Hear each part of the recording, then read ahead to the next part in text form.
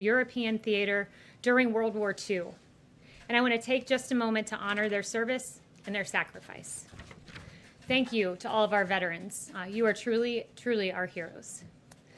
Now, as I move to my next subject, I want to begin by saying this. Look, our rank and file men and women at the FBI are heroes in their own right.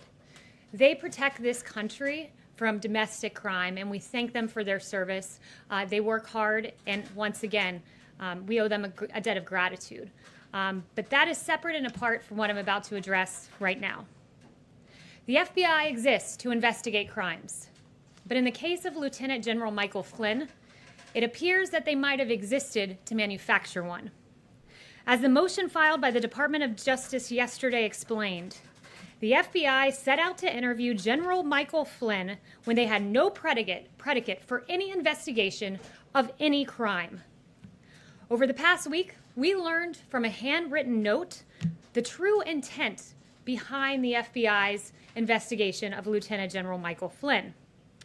The very day that then FBI Director Jim Comey sent agents to the White House to interview Flynn, the FBI discussed what their intent was beforehand. This is what they said. What is our goal? Truth, admission, or to get him to lie so we can prosecute him or get him fired? These notes, in addition to other evidence, raise serious questions about the handling of the FBI's handling of Michael Flynn's case. Did the FBI confront Flynn with the intent to get him to lie so that we can prosecute him and fire him? Did the FBI manufacture a crime against Lieutenant General Michael Flynn? Federal investigators appeared to paint a target on the back of General Michael Flynn. Kimberly Strassel of the Wall Street Journal laid out point by point the very concerning aspects of this case, and I'm going to reiterate them as outlined in her column over the weekend. In December 2016, Flynn spoke as the incoming national security advisor to the Russian ambassador. This call, as is customary, was recorded by the United States government. They record calls with foreigners. But in a highly irregular move, the intelligence community under the Obama administration unmasked the identity of Michael Flynn, a United States citizen who is entitled to Fourth Amendment rights and to due process. But Lieutenant General Michael Flynn received none of that. The intelligence community was hunting for evidence against General Flynn, evidence they did not find. We learned from newly released transcripts that in stark contrast to what former DNI James Clapper had been saying publicly, and contrary to what he was saying publicly, here's what he was saying privately with regard to Russian collusion. I never saw any direct empirical evidence that the Trump campaign or someone in it was plotting or conspiring with the Russians to meddle with the election. Sounds awfully different from what he had just said 10 days prior in a public capacity. Having found no evidence of Russian collusion, the FBI came up with a new absurd theory that Flynn might have violated the Logan Act, a statute from 1799 that in its 200 years of existence had never been used to convict an American citizen, but it was resurrected in the case of Lieutenant General Michael Flynn. Michael Flynn didn't violate the Logan Act. Even the FBI did not think that General Flynn's telephone call provided the predicate for a criminal investigation.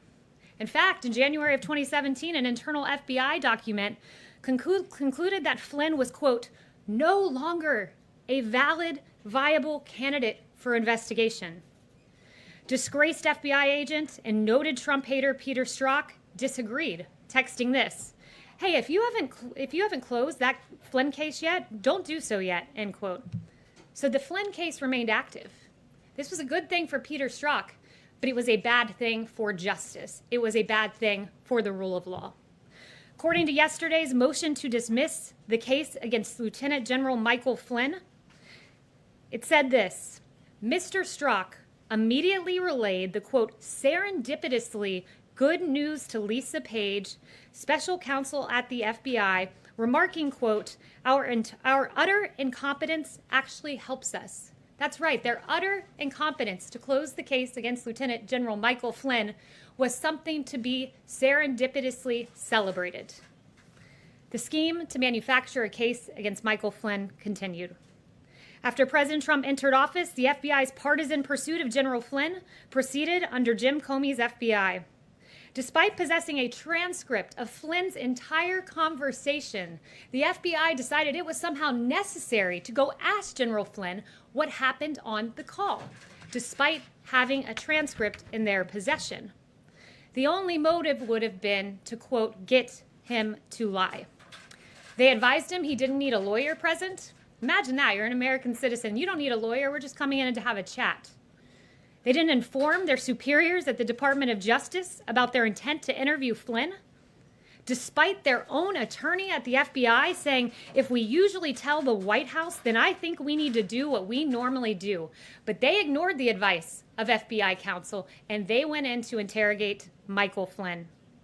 Acting Attorney General Sally Yates, no fan of President Trump, said she was flabbergasted, she was dumbfounded by the decision to not inform DOJ officials who, quote, hit the roof. This is all outlined in a legal document that you can find.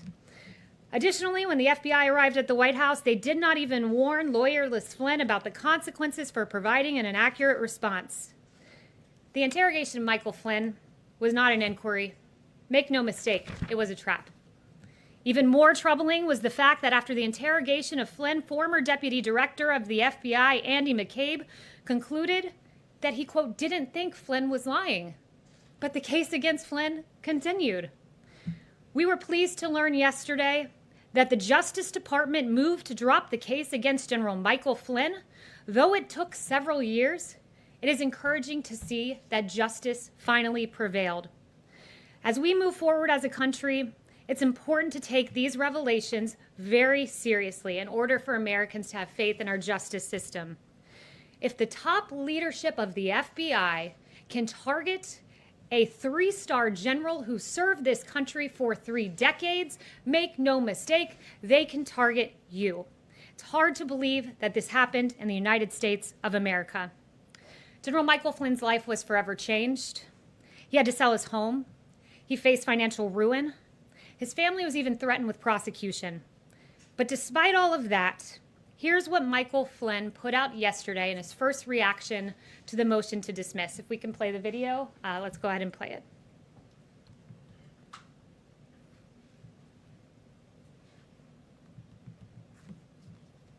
Don't think we have the video queued, but I encourage you all to go on General Flynn's Twitter feed, and what you'll see is a really beautiful video of his grandson talking about how much he loves this country and how everyone deserves justice for all, and how commendable that is for General Flynn at a time when he was so gravely wronged to say this: I still believe in this country, I still believe in America, I still believe in the principles that make this country the greatest on earth. And in the words of renowned political philosopher Baron de Montesquieu, there is no greater tyranny than that which is perpetrated under the shield of law and in the name of justice. I hope the media will take these questions very seriously, will report the facts. There was heavy interest in the first iteration of Flynn News from many years ago that got 4 times the coverage that the exoneration of Michael Flynn got today. That was a report by Media Research Center. So these facts are important, and thank you very much for those who have taken interest in reporting. And with that, I'll take questions. Thank you. Jim, you were so kind on the trip the other day to Honeywell, so you get the first one. Thank you, Kaylee, and congratulations on becoming press secretary. Thank you. Wanted to ask you, putting aside the situation with Michael Flynn, today the unemployment rate hit the highest point since the Great Depression. What is the president's plan to get this country out of this ditch? Yeah, you know, this president is the jobs president. This president got us to a place where we had the lowest employment rate in the history of this country, historic lows for Black Americans, Hispanic Americans, the disabled, veterans. As the president has noted, and I think this is right, we had to put a stop to the economy. It was a pause. This wasn't some, economic catastrophe that organically happened. It was decided upon by the President of the United States to stop the United States economy because we had to save 2.2 million lives, perhaps more, somewhere in that range, because American lives, that's what mattered most. And so this president, when faced with this very tough decision to put a pause on the hottest economy in modern history, said American lives matter most. And that's what he did. And I can tell you this, the president that got us to the hottest economy in modern history. He's done it once, and he can do it again. What's the plan now? We're going to work with Congress. We're going to come up with hopefully a phase 4. We encourage the House to maybe reconvene soon. It would be helpful if Nancy Pelosi was here. But thus far, what we've done is the PPP, of course, Paycheck Protection Program, that has really kept a lot of employees on the payroll. 60 million employees, roughly half of the workforce in the private sector in this country, have been kept on payroll thanks to that measure. But going forward, principles like deregulation, principles like lowering taxes. The president has mentioned a payroll tax pause, which would be a great thing for the American people. There are a lot of proposals being entertained. I don't want to get ahead of the president, but I can tell you. Isn't there a problem, though? The president wants people to get back to work. He wants these governors to reopen their states. But if Americans aren't comfortable going to restaurants, and movie theaters, or the beach, or whatever, how do you get this economy moving again? What's the plan? I can tell you there's a lot of pent-up demand in this country. There's a lot of people who do want to go out to restaurants, who do want to go out to movies, who do want to go back to their jobs. We see it and we hear about it every day. I don't think that that's a problem. I think people can trust that we have a president who wants to reopen and reopen safely. These are data-driven guidelines to reopening. The president has those in place, so there's no reason to be concerned because we have a president who always looks at the data, as Dr. Fauci and Dr. Birx have repeatedly noted. Seek? Kayleigh, there was a second confirmed case of COVID-19 here at the White House today, apparently a member of the vice president's staff. That's 2 in 2 days in a building where people are being tested now, including the president and vice president. Every day they've had their temperature checked for months here. Why should the average American whose workplace doesn't have access to these rapid tests feel comfortable going to work if the White House isn't even safe for people? Well, look, this individual, there is a member of the vice president's team who is positive for coronavirus. We have put in place the guidelines that our experts have put forward to keep this building safe, which means contact tracing, all of the recommended guidelines we have for businesses that have essential workers, we're now putting in place here in the White House. So as America reopens safely, the White House is continuing to operate safely. Yes, John. Kayleigh, the president, of course, we saw go down to the World War II memorial with a group of 7 American heroes, all in their 90s. Did he give any consideration to wearing a mask, given that his valet just tested positive and he's with some of those in the most vulnerable population? Did he consider wearing a mask while he was with these veterans? Well, this president is regularly tested. This president will make the decision as to whether to wear a mask or not. I can tell you that those veterans are protected. They made the choice to come here because they've chosen to put their nation first. They wanted to be with their commander-in-chief on this momentous day, and it was their choice to come here. And I can tell you that the president always puts the safety of our veterans first and of the American people first. Well, how much exposure has he had to his valet? Can you give us a sense of... I can just tell you that we've taken every single precaution to protect the president.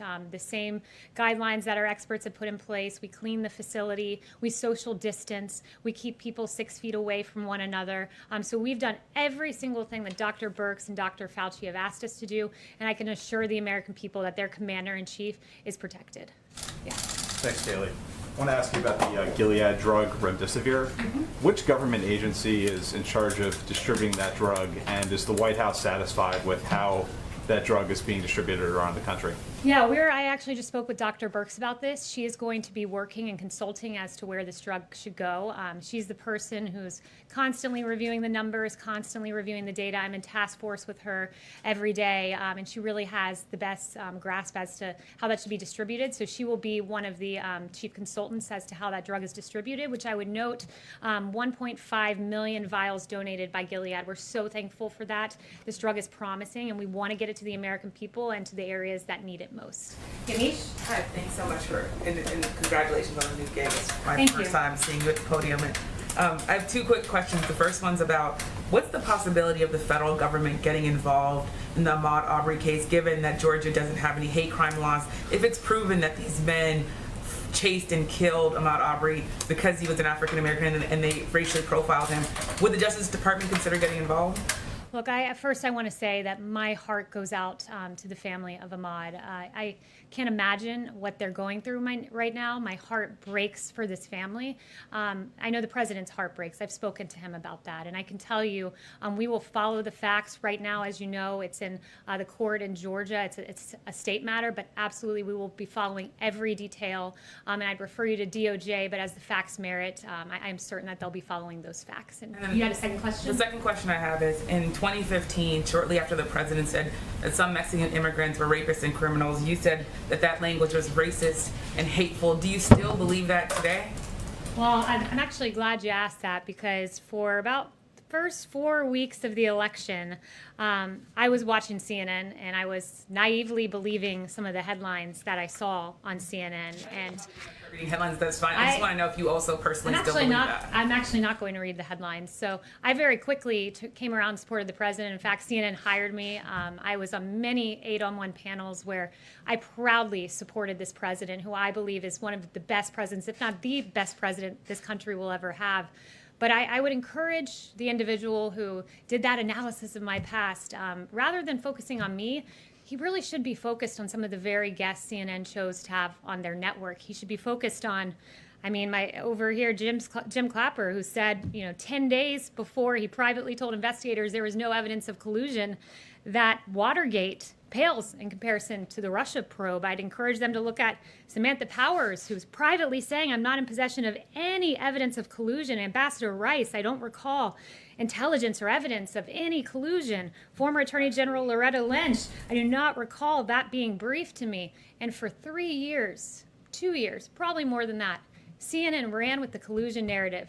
And if the American people are watching right now, you're probably very confused as to some of the quotes I read, because those individuals were saying much different things publicly than they were saying privately. And I'm very grateful that those transcripts were released yesterday. And perhaps the K-File should do an analysis of that. Yes, Emily? Are you walking back those comments today at all, or do you stand by those comments that you made? I support this president. There is no questioning that. I'm so honored to work for him. And Ebony, next question. Thank you. On the Michael Flynn case, Kaylee, documents released yesterday suggest members of the intelligence community tried to keep the case against Michael Flynn ongoing. I'm wondering if you think there should be an investigation and whether the administration is considering bringing charges against people like James Clapper and Peter Strzok. I'd refer you to the DOJ on that, but I would say there were some very, very questionable actions that happened in this case, and I took you through a number of them. And I do think the American people deserve answers, but I leave it to the Justice Department as to how to get those answers. Yes. Kaylee, has the president spoken to Michael Flynn since this news yesterday, and do you expect that he will visit the White House? Is that something that's being planned? I'm not aware of any conversations that have taken place, and not aware of any future plans that would regard Michael Flynn. Can I ask one more? Larry Kudlow said today that negotiations on the next stimulus are at a lull right now. Given where the numbers are in unemployment, from your perspective, from the White House perspective, why is it at a lull right now? Well, look, I think Nancy Pelosi should explore coming back and having the House come back and having those discussions. We know the Senate is here. I think it's important for us to move and look at a phase 4. The president thinks so too. So those negotiations will happen, but a big part of that is, we need the House. We need Nancy Pelosi to come back from California and get to Washington, D.C. and to work for the American people. Yep. Thank you, and congratulations on your new role. Thank you very much. Yeah. Following up on Jim's questions about getting the economy started again, does the president see the CDC guidelines as an obstacle to getting the country back up and running again? And if it does not see the CDC guidelines as an obstacle, why not release those guidelines to the public and also follow them as we move forward? So I assume you're talking about the guidelines that were widely reported about yesterday about daycares. Yes. So I would ask you, what's the definition of CDC guidelines? Is it something that the CDC director has actually seen? I would endeavor to say yes. Is it something that a rogue CDC employee leaks to you guys? No, those aren't CDC guidelines. Those are guidelines in draft form that a rogue employee has given you for whatever personal reason they've decided to do that. Those guidelines are in the editing process. We want the American people to get as much information as they can possibly have at this time. That's why we have the phased reopening guidelines, the data-driven guidelines. Those CDC guidelines are going through an editing process, and when we have those, you guys will be the first to know. Are we on time, Melissa? Okay, what's our exact? 2 to 1. 2 minutes to 1. Oh, 2 minutes to 1. I'm sorry to cut this short, but as you know, you guys were supposed to be 3 minutes ago with the President of the United States. So I will leave you guys with that. I hope you have a wonderful Why did you weekend. spend the first part of this And briefing thanks so talking much, about everyone. Mike Flynn when both the Justice president and matters. vice president were exposed to coronavirus and we had historic